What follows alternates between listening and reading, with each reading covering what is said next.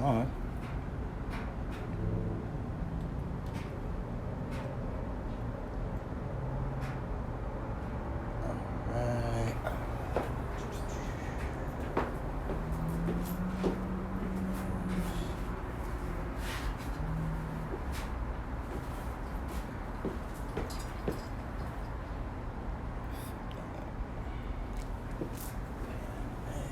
All right.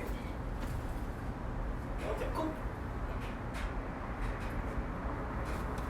Cool. So, just casual conversation. You know what I'm saying? So, how do we start this song? Let me see.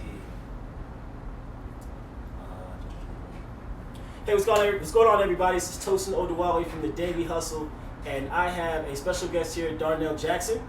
Yeah. And we are going to sit down and talk about business, life, and all the things in between. Yeah, definitely. Yeah, so thank you for coming out. Appreciate it. Really just wanted to kind of get you in here so we could just kind of get your perspective on, you know, how you see the world of entrepreneurship. You know, every entrepreneur has their own idea. Yeah. And I think it's very interesting just to see the different perspectives that people have to kind of help them kind of, you know, navigate through that whole process and that journey. Yeah. You know, so if you could kind of start off just by telling us a little bit about yourself and, you know, your upbringing, where you came from, etc. All right. Well, originally I was born and raised in Buffalo, New York. Okay. My mom came down to visit Georgia Yeah. with her boyfriend at the time. He had a family reunion. Yeah. And it was her first time getting out the city. Okay. You know what I'm saying? Okay. So first time her seeing the mountains and all the trees. It was up in like Rome, Georgia, so northwest Georgia. Okay, yeah. So it was real country. And she fell in love because she was a city girl. She Mm-hmm. never seen anything like that. You know what I'm saying? So she basically just called back home and was like, "Hey, I'm not coming back to Buffalo." So she actually really just didn't come back. She looked to find a job. She told me to move in with my Aunt Kim, her sister. Yeah. So my Aunt Kim came and got my clothes and stuff. I moved in on the west side with her to finish out the school year. It was my 9th grade year in high school. Okay. And So you were about like what, 14, 15? yeah, 15 at the time. And so I had to finish out move across the city. Yeah. I went to a performing arts school, so I didn't have to switch schools or anything. So moved across the city, finished out the school year, and she came back that summer. She opened up our apartment, opened up our house to everybody on the block, told them to come and get whatever we couldn't fit in the back of a pickup truck. Oh, wow. And we literally just drove down here to Georgia. So that was like when? That was what, 90? In the That 90s? was, or? yeah, that was in the mid 90s. Okay. So I was like 15 at the time. So I thought we were moving here to Atlanta. No, Yeah. we moved to the country, like Summerville, Georgia, like Wow, the okay. border of Tennessee and Alabama. Gotcha, yeah. And then she ended up getting a job in Cartersville, Georgia, which is like right off 75. And we moved to Cartersville, and I've been there ever since. And I started high school down there and everything. That was a culture shock. Yep. Me moving basically from New York to Georgia and everything. So everybody I taught different, dressed different, and everything like that. So it was just a big culture shock. But it was way different, like a slower pace of life. I seen a lot of opportunity down here because when you grow up in an urban environment like that, north, Yeah. you got to grow up fast. Yep. There's a lot of things going on. You know what I'm saying? So it was definitely I tried to seize the moment, seize the opportunity. So I. From high school on, I just had that hustle. I was like, all right, I'm the man of the house now. My mom and her boyfriend broke up.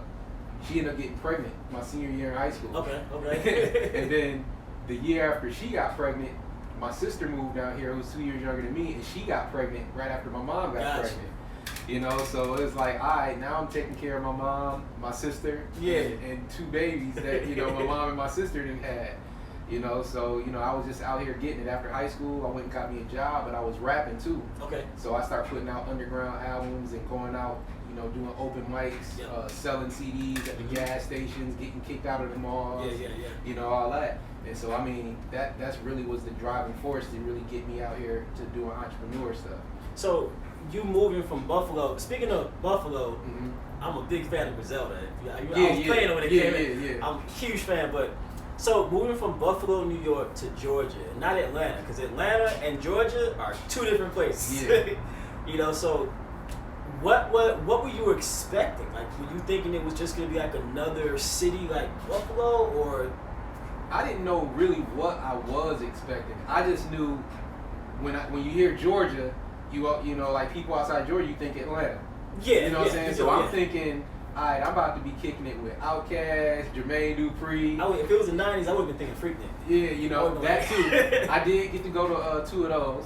You know, as a teen, you know what I'm saying? So, but, you know, I'm thinking, you know, because I was into music. Yeah. You know what I'm saying? Gotcha. So I'm thinking, alright, I'm about to kick it with Dungeon Family, So Def. You know what I'm saying? I'm about to, you know, get on. No.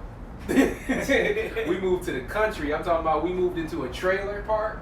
Okay. Cows across the street. Yeah. You know what I'm saying? I've never seen nothing like that in my life. You know what I'm saying? All I seen was concrete. You know what I'm saying?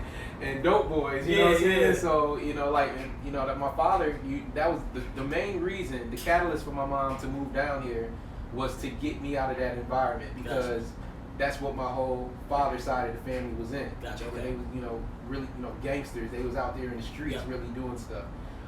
So I mean, I was witness to some horrible stuff growing up. You know what I'm saying? So that's why she was so desperate. You know, to just get to get all the way. I mean, she moving 1,000 miles across the country because that's how desperate she was to get her kids out of that. It was a war zone. Yeah.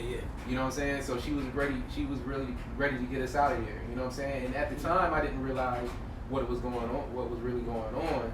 You know, I was just trying to stay. I was a mama's boy. Yeah. You know what I'm saying? So like, you know, I had to go with her.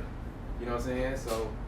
You know, so when you got to Georgia, was the music thing like the first thing you were trying to do as far as like to make money or to maybe get noticed? Or like when did you start actually pressing up the CDs and selling them and trying to turn it into some type of like revenue generating operation?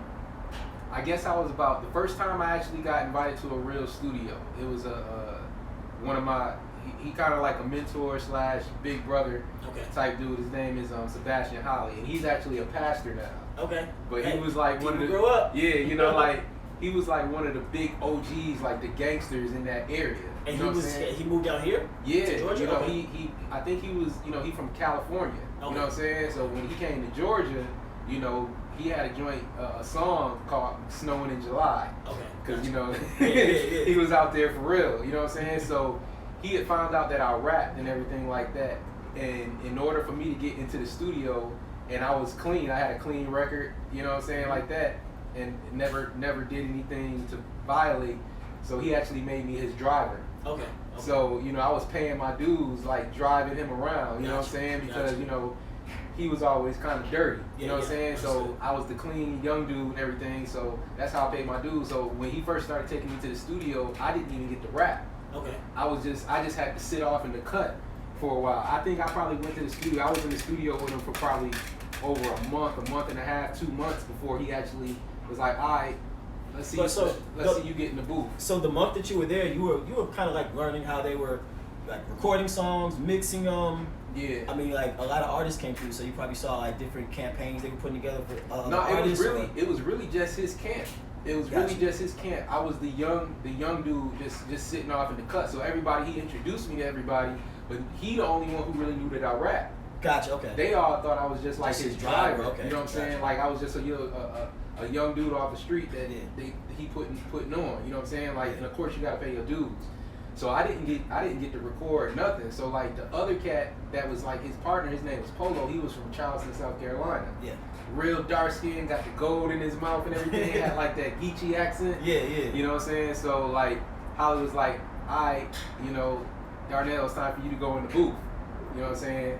And everybody in the studio looking like, what he about to do? He raps. Oh, we didn't know he rapped. So like, I went in there and flamed it up. You know what I'm saying? Because like me, I was more so like in the battle rap era, technical metaphors, all that type of stuff. They was real gangster. You know what I'm saying? Like they was real grimy gangster rappers. And I came in there trying to bite somebody's head off with metaphors and you know, real technical skill. You know, so they was like, oh, okay, this dude rapping. So you know? when as far as everybody recording and rapping and making music, what was the machine or the system as far as how they were putting it out, like the business side of it? I'm curious to know as far as what was the business side of what they were doing with the finished product? The finished product was just getting out there in the street, because that was before, like in the 90s, you had to get a deal.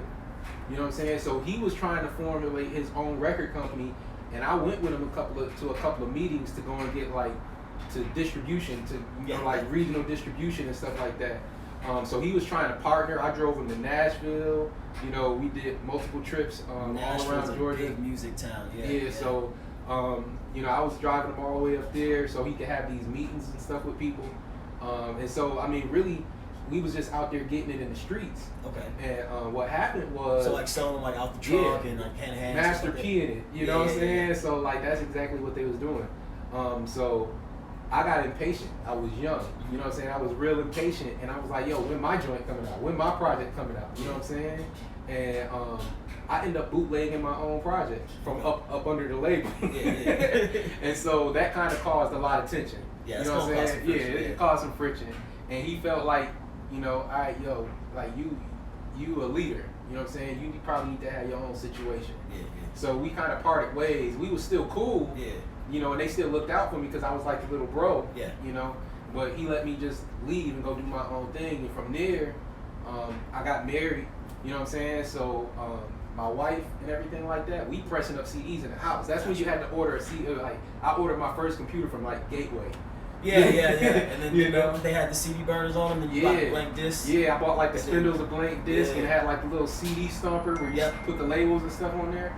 So I mean, like our living room was like our factory. Gotcha. You know what I'm saying? So like I literally I had a goal every day. I'm going out. I'm hitting different gas stations up. I'm coming down to Atlanta, hitting every open mic, everything that I could do, and we literally was just like selling CDs to make money. You know what I'm saying? So like I was getting chased out of malls, solicited. You know what I'm saying? I would literally go to I would go to like a Starbucks, you know, like or a coffee shop or a restaurant and just start rapping. Let me ask you a question. When you were coming to Atlanta to sell some of those CDs, was Cumberland and Lenox Mall here by that time? Yeah. They've been here for a long time? Or? Okay, Cumberland was one of the main ones. I got kicked out of Cumberland. Okay. I got kicked out. I mean, because we used to try to go down. The thing was you had to cause attention. You know, so we would just stop in the middle of a mall, and it would be me and a couple of my homeboys, and we had our logo shirts and stuff on for our rap crew. And we stopped in the middle of the mall. We had the little camcorders and stuff. And I just start rapping to where people would start to come around and see what was going on. And then that's how we sell CDs. But it also made security come. Correct. You know, but by that time we already got a few off. You know what I'm saying? And I had flyers, business cards, and all that stuff. So I was always very business minded when it even came to that, because like I branded everything. So I had business cards, I had flyers, I had T-shirts, I made bandanas. You know, so I mean, I tried to get in every showcase that I went. I tried to go down deep because we representing from North Georgia. So I was kind of like a big deal in North Georgia because it's a small town. You know what I'm saying? And then with the mentality that I had, I was doing things that nobody else in that area was doing. Other artists weren't necessarily they weren't doing because they didn't really think like the business strategies like I always thought. I always tried to think. So where did you pick those up from? I don't know. Just always just wanting to be innovative. You know what I'm saying? And I knew that I had to stand out and make noise. I would do anything. Like when I went to go and do showcases and stuff like that, when I seen somebody that was good, I didn't look at him as a threat. I looked at, all right, now it's time for me to step up. So it'd be, I'm skinny. It'd be from anything from taking my shirt off, doing push-ups on stage, to make the crowd just like, hey, what is he doing? You know what I'm saying? I started wearing big dookie ropes and stuff again.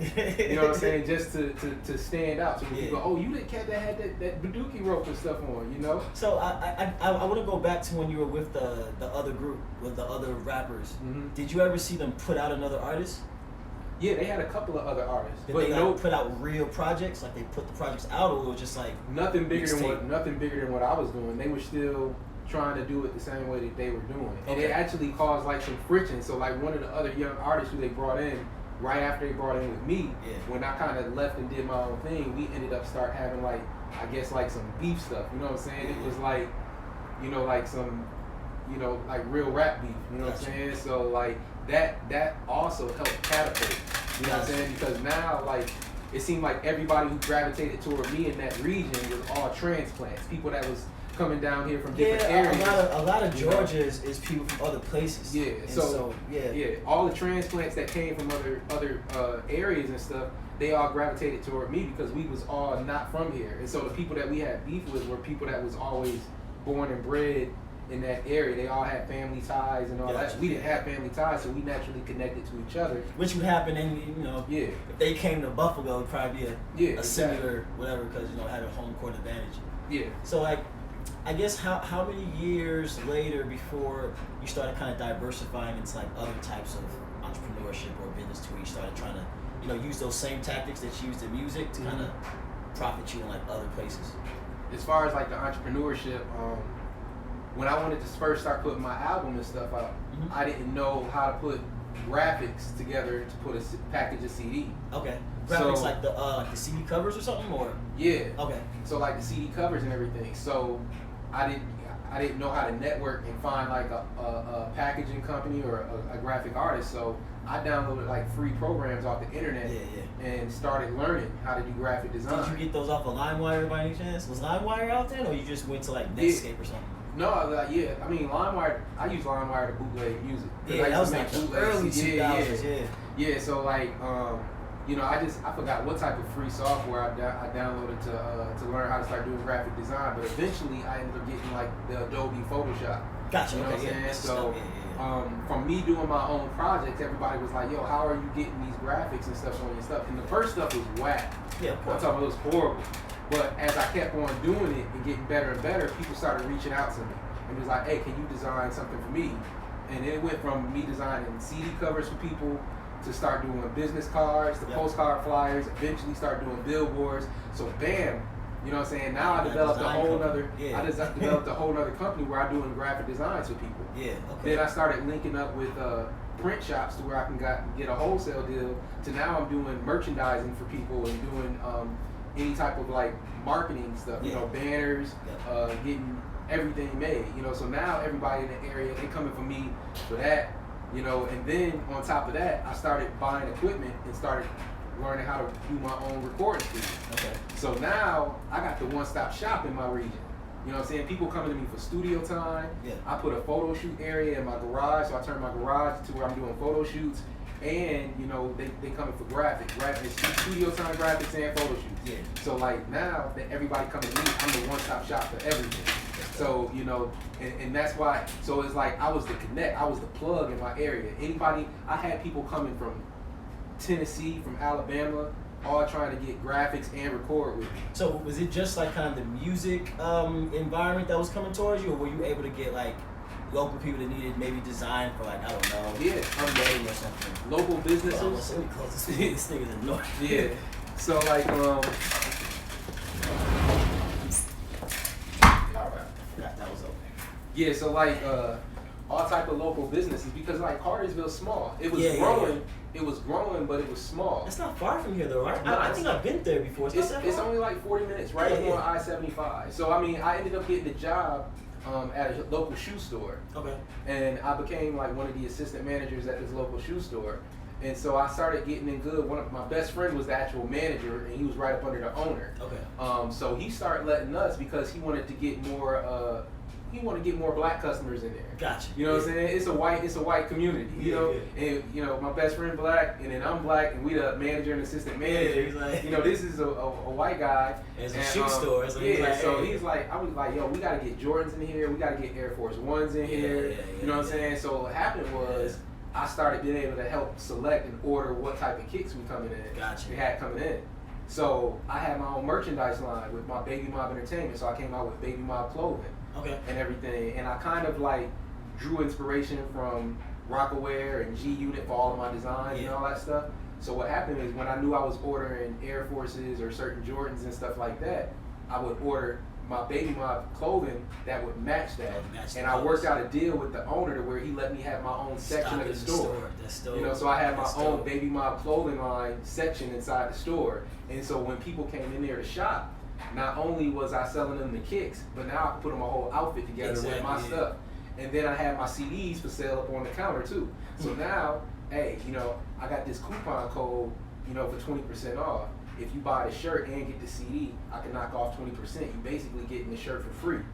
You know what I'm saying? So I'm giving them package deals and stuff like that. So, I mean, hey, it made the owner like, I was selling more of my t-shirts than we would sell Nike and Adidas t-shirts. You know what I'm saying? So you know, that's when that was another thing that, you know, kicked me up a notch as far as like thinking about marketing and branding and everything. Especially back in that time, because this is like early 2000s we're talking now, right? This is still around 2005, 2006. Okay. So the good thing about that time is that even though the internet was common then, it wasn't as prevalent.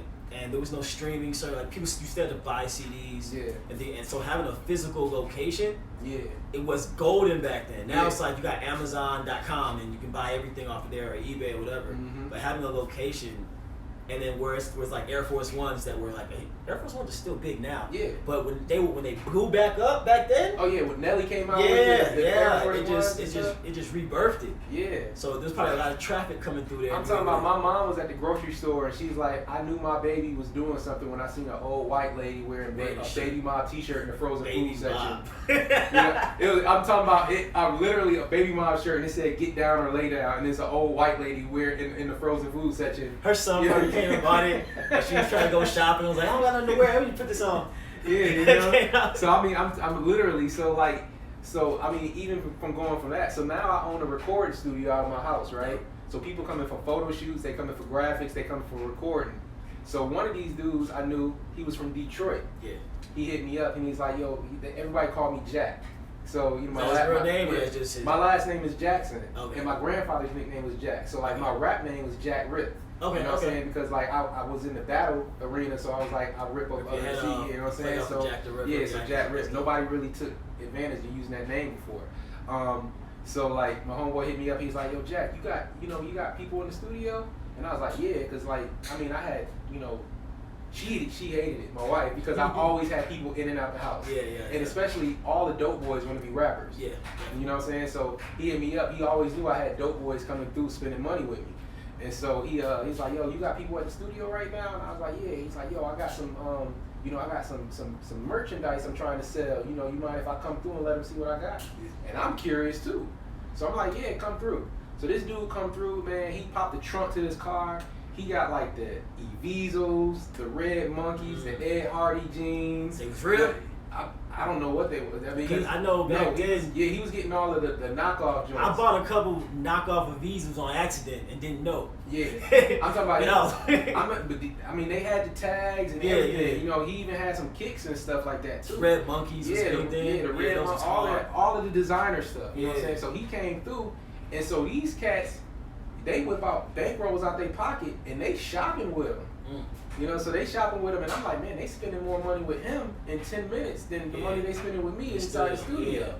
So I call him back up. We have a meeting, and I'm like, yo, I need to get on. You know, like, and he's like, no, I can't let you know who my source is and everything like that. He said, you just tell me what you want. I'll run down and get it, and then we can work out a deal. You could buy it off of me. And so we did that for probably about a month. I started calling them so much because I already had the network. Everybody knew who I was in that area. In all of North Georgia, everybody knew who I was. So like, I started calling them so much, yo, I need another drop off, I need this, I need that. He got annoyed and he's like, look man, I'm just gonna take you down and introduce you to my plug. So he brought me down to the A.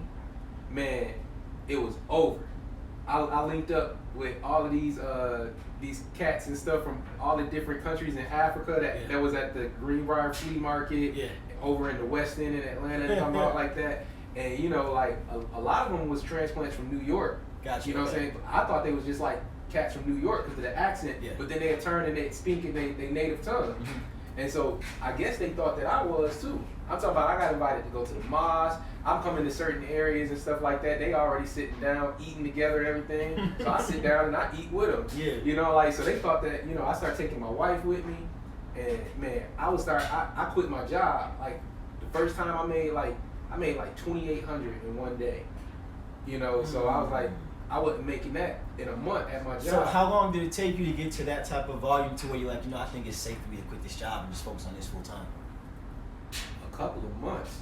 2 months? It wasn't long, was it, Joey? Nah, look, she would get mad at me because I wouldn't eat. I was out hustling so hard. I'm talking about I was starting to make like dope boy money. So I'd be out literally all day. I come home, it's already dark, and she'd be like, "Did you eat today?" And I'm like, "I don't remember." You know, so she get mad like I was, when you working hard. Yeah, I was out here getting it. You know, God. it's like, you know, and so I mean, I'm literally, it got so big to the point to where I actually had ordered a satellite credit card machine. Okay. The ones that connect. Okay, yeah, gotcha. It was a satellite credit card machine where I paid a monthly bill and stuff on it. Merchant services. I did my own business card, and initially I started out with the designer clothes and everybody, and the kicks and everything, and then I found out about how much money ladies spend on designer handbags. Yeah. Once I found out about the handbags, I literally the courthouse in Cartersville, Georgia. Yeah. They would let me come and set up in the judge's chambers, and everybody in the whole courthouse took shifts to come up and shop with me. That could only happen in the South. That would never happen up top. I'm talking about that would never happen in New Jersey or New York. I'm talking about judges, lawyers, sheriff's deputy, all of the courthouse workers and stuff like that. I literally, they would bypass. I had security bypass me up. There was a lot of employees in courthouses, so that's a lot of people to sell to. Yes, I mean, I'm not like. You think about all the people that make like a courthouse function. That's probably like a couple hundred people on any given day that are right then. Yeah, my homeboy called me a purse lord. He said I was he's like, man, Jack, he said, man, if you so dope, you would be a beast. He said, man, nobody be able to mess with you. But like, to me, I never wanted to touch, like, even though like the counterfeit goods and stuff is still, you can still catch a major charge off that. It wasn't too big of a thing during that time until it started getting really crazy around the country, and then the actual, fashion houses started and that's like, down on people. So that was like right around 2010. So this is around 2010 area. So I mean, like, I was literally making bukus of money and doing like the counterfeit goods and stuff. And but like my homeboy was, I always vowed to myself that I would never get into the actual drug game itself. Yeah. I was good in the streets with all of the dope boys. I mean, there's other things that people in our communities buy besides drugs. Yeah. So it's like, but I just didn't want to do it because the way I grew up. Yeah, you know what I'm saying? And my dad going to prison, and I'm having certain family members that were strung out and addicted to drugs and stuff like that. So it's like, that was nothing I never do. I was like, I'm not harming nobody by selling no kicks or purses or anything like that. Not at all. I probably bought a few fake Air Force Ones in my day before I started knowing. Oh, they was like throwaways. You buy them real quick for like 40, 35 to 55 bucks. You buy them and you throw them away. I bought a couple of those too from flea markets. Those number ones. Yeah. And now I know they were fake because the ones in that color, I think that's the color that Jordan wore like his first year or whatever. Mm-hmm.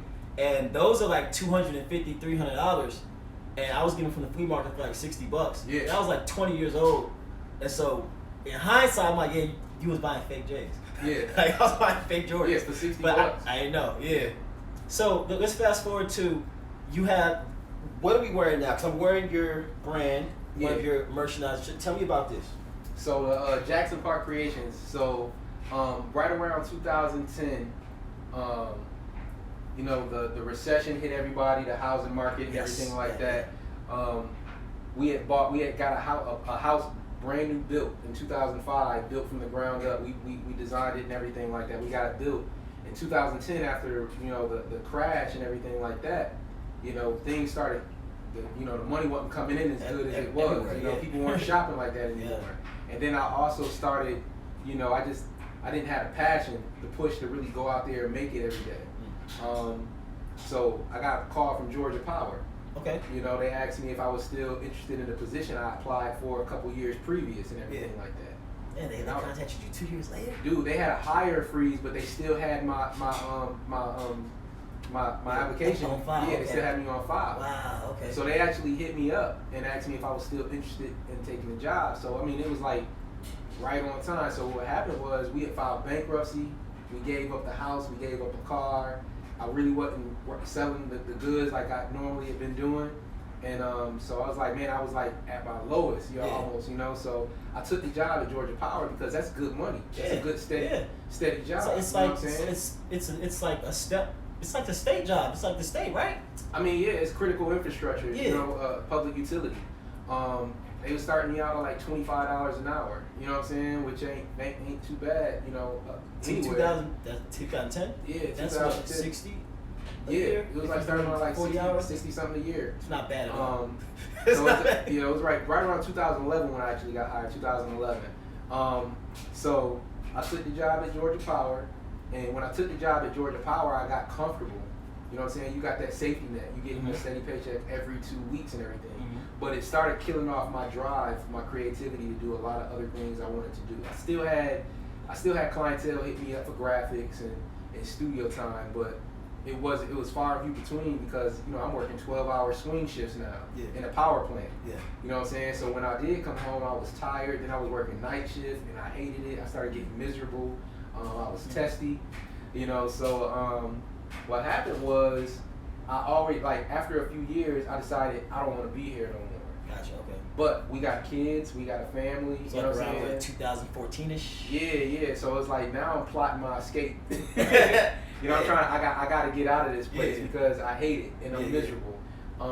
And so, you know, I've been plotting my escape. So like in 2017, 2018, I really started picking up steam. It's like I got to start doing some stuff on the side, some side hustles to make money to help me get out of here. So I started doing other little things. I started pushing my graphics harder and stuff again.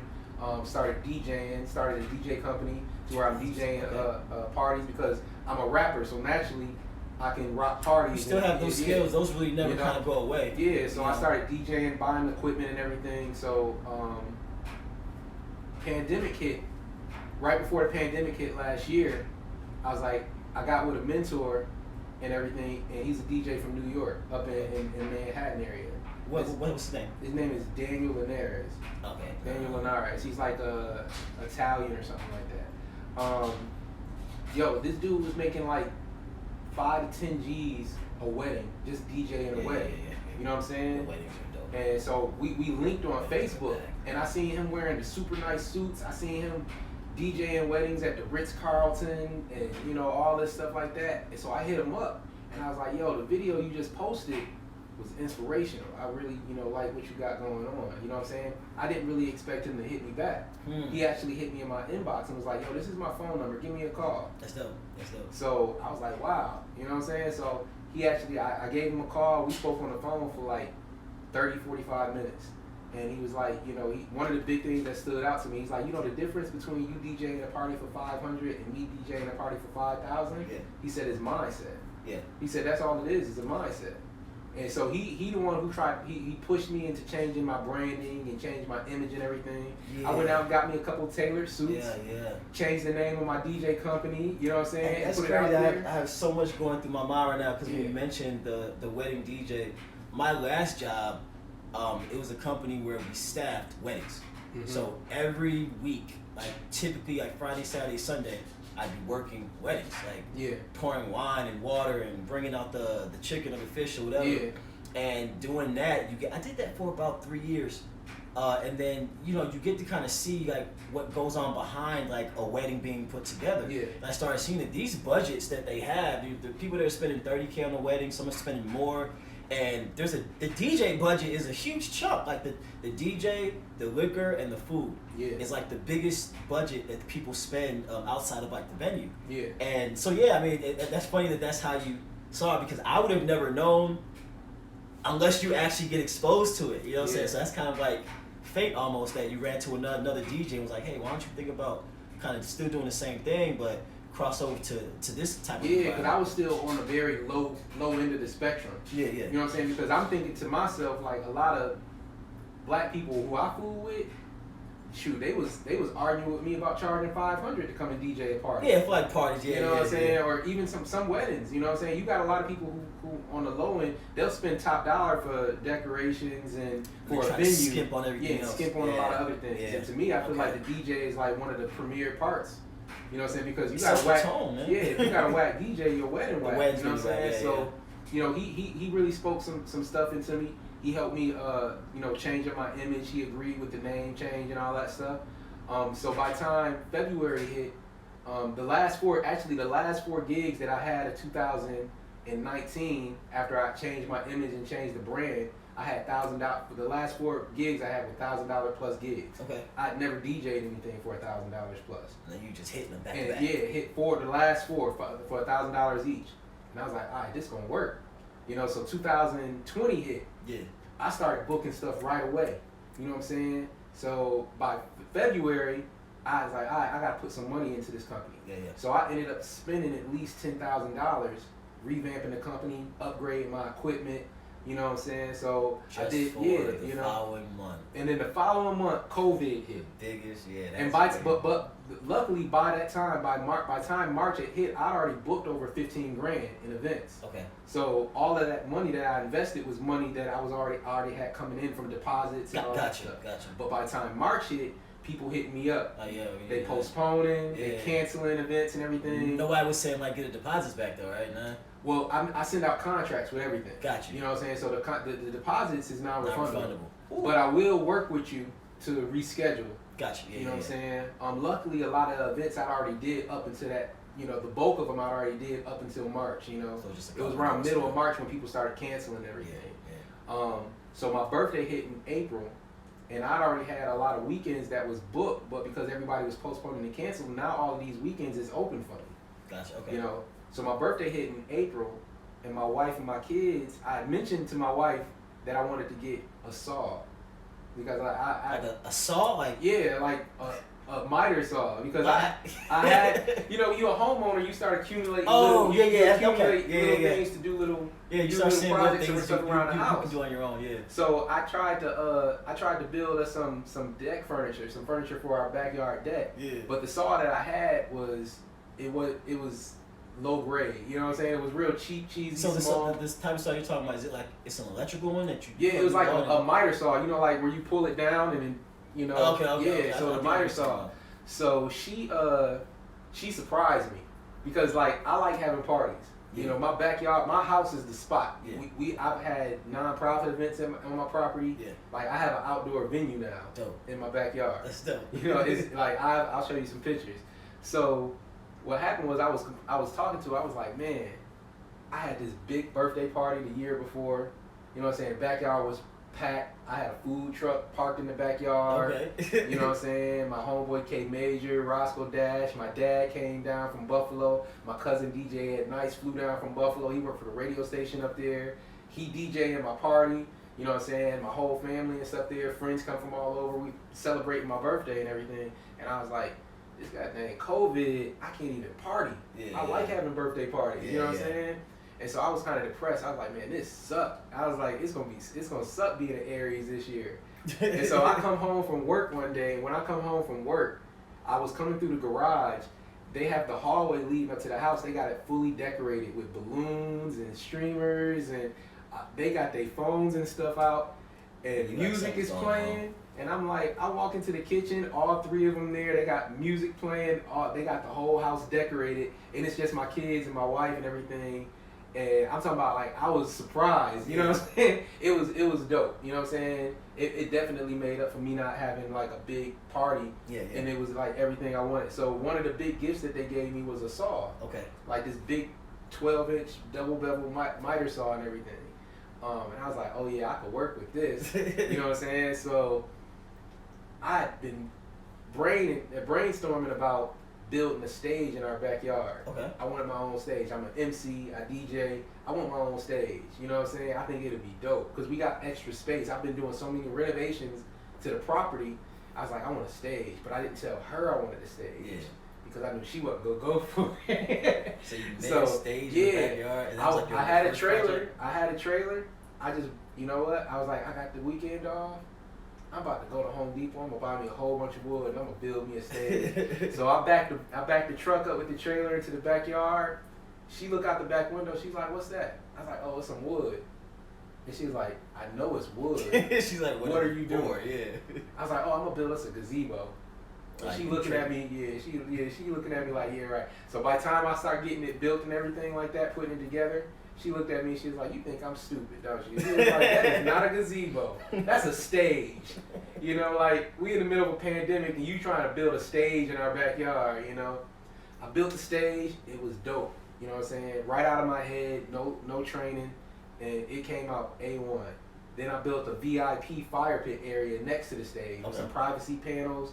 Just had it to an aesthetic. And then I built some furniture, some custom benches to go around the fire pit. And then I posted some pictures and stuff on Facebook, and people going crazy like, "Yo, you did that?" And I was like, "Yeah." They started hitting you up to say, "Yeah." So like one of my homeboys, they hit me up. They was like, "Yo, you should try selling some of that furniture that you built." And I was like, "You think somebody will buy it?" And he's like, "Yeah." And so I put a picture of it up on Facebook Marketplace, and I put $100, okay. You know, which was cheap. For what? For which piece? It was a farmhouse, a modern farmhouse bench that I found a video on how to build it on YouTube. Okay.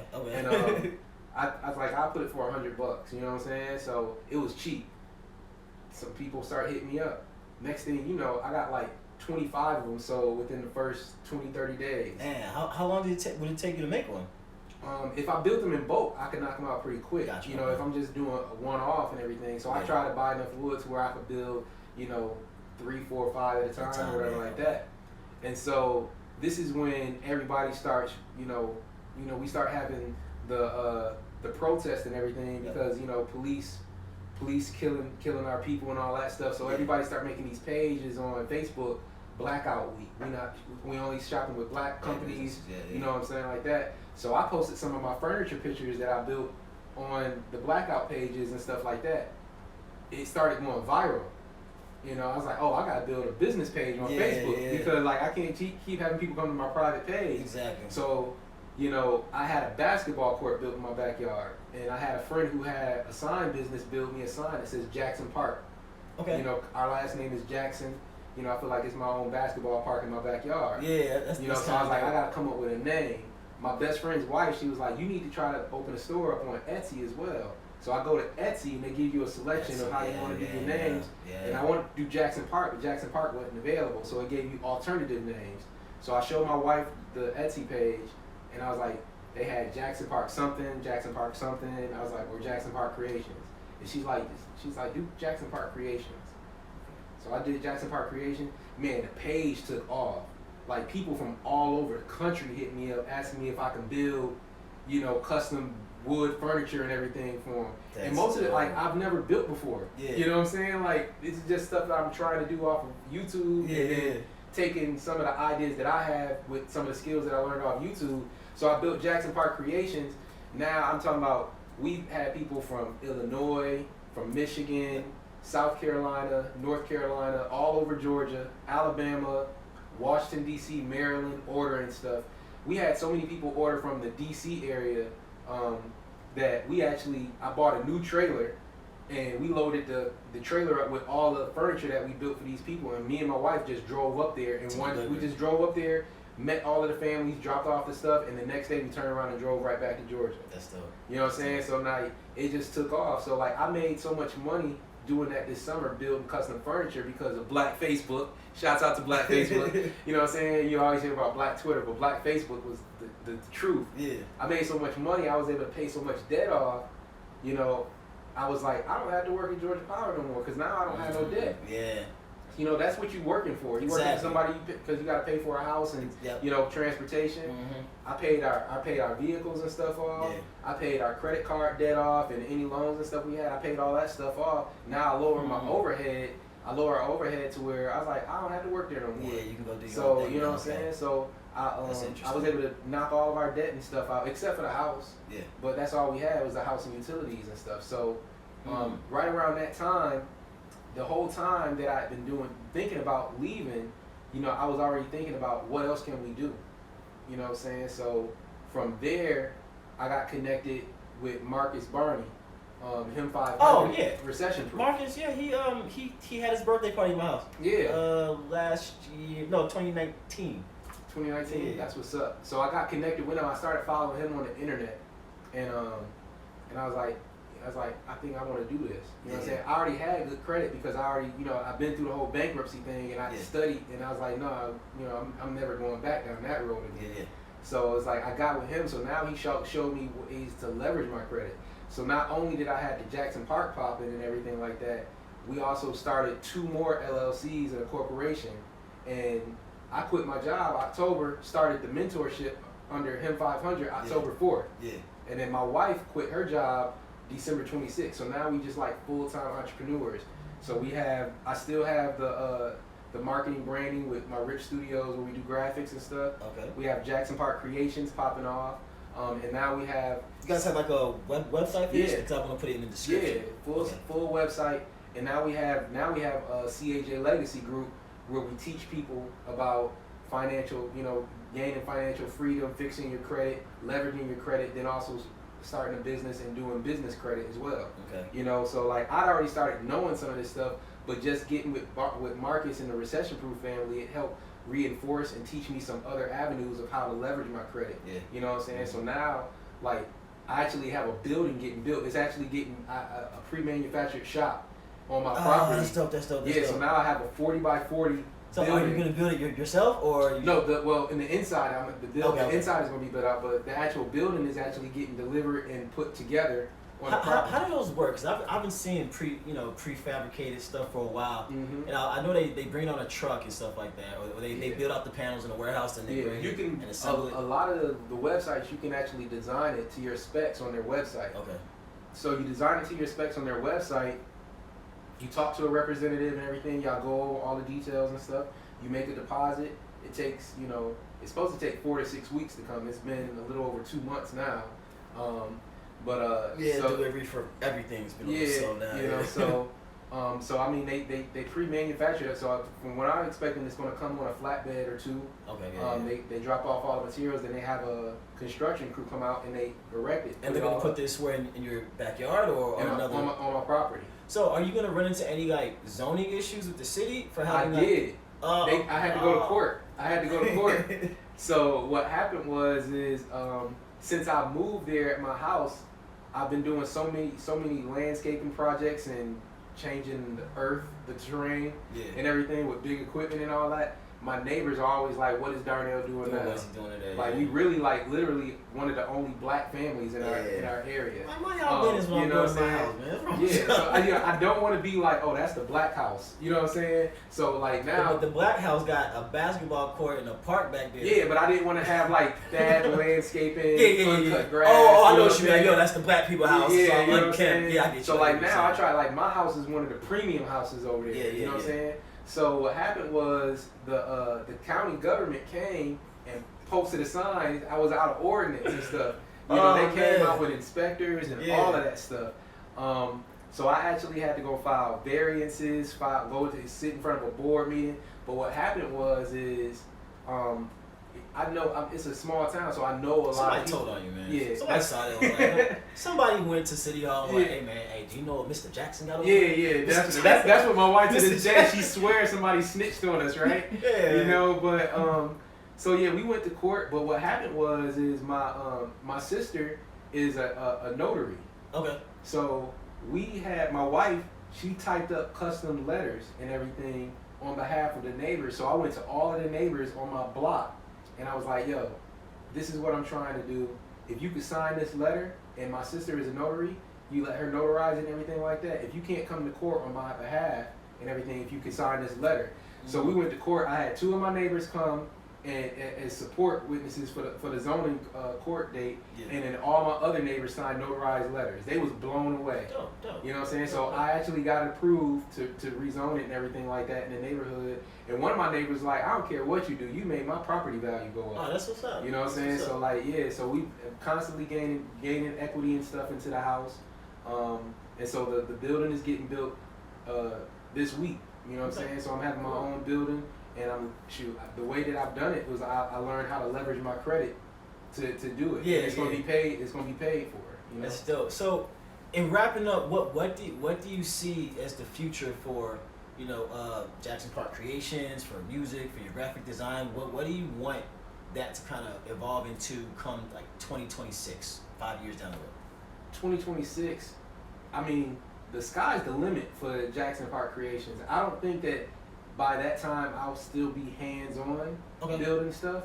I actually rebuilt a dock for $1 million property around the corner from my house. Yeah. And what I did was took some of some of my old homeboys that used to rap on my label. Yeah. You know what I'm saying? I actually hired them, contracted and hired them out, and I was pretty much playing foreman. You know what I'm saying? You know, so I was able to do work smart. You know what I'm saying? So I actually hired them out to do the work, and I helped a little bit, but I hired them out to do the work and everything. So I'm thinking down the line, you know, I can train my son and maybe even get somebody else to where I can have foremans and have other crews. Yeah. And Jackson Park Creation is not only doing custom furniture, but we can get into building decks, building, possibly even doing new home constructions and everything. I can see that working in the future. CAJ Legacy Group, teaching people, more and more people about financial freedom, how to get out of the rat race the same way that we were able to do it. And I don't even know if I'm gonna really stick to doing graphic design as much anymore. Okay. I'm not passionate about it. I'm good. Yeah, it was something you did like when you Yeah. had to do it, and now it's like there's other things that are kind of more. Yeah, you know what I'm saying? Because I don't really think that it's a good trade-off for my time. You know what I'm saying? I want to get to the point where I'm not trading my time for money anymore. I want to have passive income coming in. So we actually just got approved for our first Walmart store.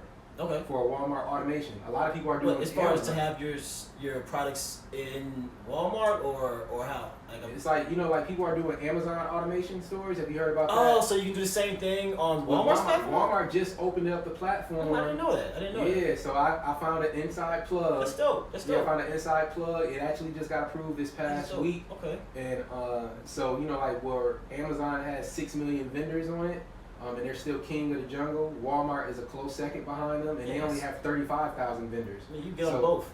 Yeah. But Walmart is less competition. Yeah. The profit margin is slightly higher. Okay. And you can scale up immediately. With Amazon, it takes 90 to 100 days. You have a probational period, so you can't scale immediately.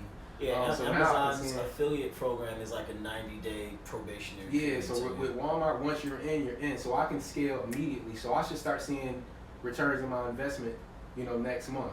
Okay. So that's one of the things. And so my goal is to set that up for each one of my kids and my wife, to where they all have their own, you know, automated store working, and they have passive income coming in while they're asleep. That's dope. To where we don't never have to work for nobody else. That's dope. And after I you know, knock out my core family, the goal is to start educating other people who I'm connected with, or who wants to come into the CAJ family, and I can show them how to do the same thing as well. So what's the website for your company again? I just want to say that so they can, because we're on IG Live. So the website is jacksonparkcreations.com. jacksonparkcreations.com. Mm-hmm. Hey man, thank you so much for no getting on the show, man. Hey everybody, thank you guys for watching this. Please like, share, and subscribe, and follow Darnell Jackson. What's your IG and your socials? Darnell Jackson Jr. on everything. Darnell Jackson Jr. on everything. Yeah, you know. Hey man, it was a pleasure, man. Yep. And Jackson Park Creations. All right, Jackson Park Creations. Hey brother, again, thank you so much, man. No problem. I appreciate you having me out here. Not a problem. Yeah. So okay, cool. What's going on, y'all? I hope you guys share this with everybody. How many people we had on here? All right. Let me look at. Before I stop this, let me see who's in there. Who we got? Okay,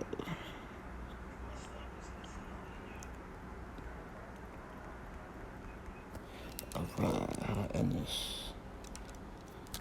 We got 48 plus people on there on the live. I can't wait to see the full video.